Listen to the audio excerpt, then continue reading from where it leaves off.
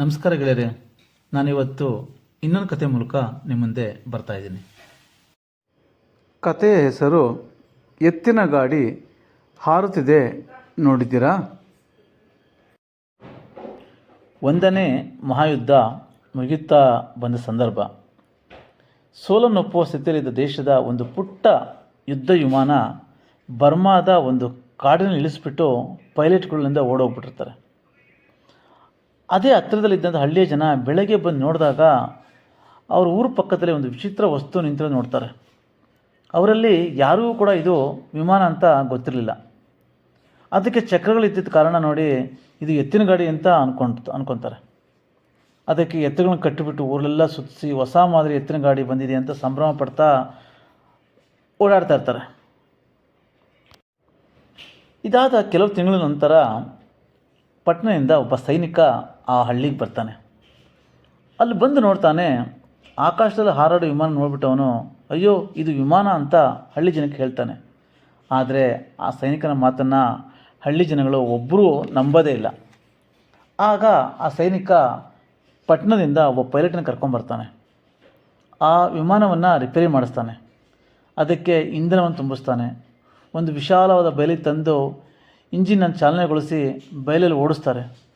ಸ್ವಲ್ಪ ದೂರ ಓಡ್ತಾ ಓಡ್ತಾ ಆಕಾಶಕ್ಕೆ ಏರಿ ಹಾರಿ ಆ ವಿಮಾನ ಮರೆಯಾಗ್ಬಿಡುತ್ತೆ. ಇದನ್ನೆಲ್ಲ ಕುತೂಹಲದಿಂದ ನೋಡ್ತಿದ್ದ ಹಳ್ಳಿ ಜನಗಳು ಬಾಯಿ ಬಿಟ್ಕೊಂಡೇ ನೋಡ್ತಾ ಇರ್ತಾರೆ. ಆಕಾಶದಲ್ಲೇ ನೋಡ್ತಾ ನೋಡ್ತಾ ಈ ಎತ್ತಿನ ಗಾಡಿ ಹಾರ್ತಾ ಇದೆಯಲ್ಲ ನೋಡಿದ್ರಾ ಅಂತ ಉದ್ಗಾರ ತೆಗಿತಾರೆ. ಅಂದರೆ ಸ್ನೇಹಿತರೆ, ಈ ಘಟನೆಯ ಸಂದೇಶ ಇಷ್ಟೇ. ಅದು ಎಂದೂ ಕೂಡ ಎತ್ತಿನ ಗಾಡಿ ಆಗಿರಲಿಲ್ಲ. ಆಕಾಶದಲ್ಲಿ ಹಾರುವ ವಿಮಾನವೇ ಆಗಿತ್ತು. ಇಂಜಿನನ್ನು ಸರಿ ಮಾಡಿರಲಿಲ್ಲ, ಸೂಕ್ತ ಇಂಧನ ತುಂಬಿರಲಿಲ್ಲ, ಹಾರಡಿಸುವ ಚಾಲನೆ ಇರಲಿಲ್ಲ. ಇವೆಲ್ಲ ಸೇರಿದಾಗ ಆ ಎತ್ತಿನ ಗಾಡಿ ಮೇಲೆ ಮೇಲೆ ಹಾರಿ ದೂರ ಸಾಕ್ತು. ನಾವು ಸಾಮಾನ್ಯ ಎತ್ತಿನ ಗಾಡಿಗಳಲ್ಲ, ಆಕಾಶದಲ್ಲಿ ಹಾರಬಲ್ಲ ವಿಮಾನಗಳು. ಆಕಾಶದ ಎತ್ತರಕ್ಕೆ ಹಾರಿ ಹೊಸ ಹೊಸ ಸಾಧನೆಗಳು ಮಾಡುವ ಶಕ್ತಿ ನಮ್ಮಲ್ಲೂ ಇದೆ. ನಮಗೆ ಬೇಕಿರೋದು ಸರಿಯಾದ ಮಾರ್ಗದರ್ಶನ, ತರಬೇತಿ ಮತ್ತು ಇಂಧನ ಹಾಗೂ ಸರಿಯಾದ ಪೈಲಟ್ನ ಚಾಲನೆ. ಇವೆಲ್ಲ ಆಕಾಶಕ್ಕೇರಿಸುವಂಥ ಸಾಧನಗಳು.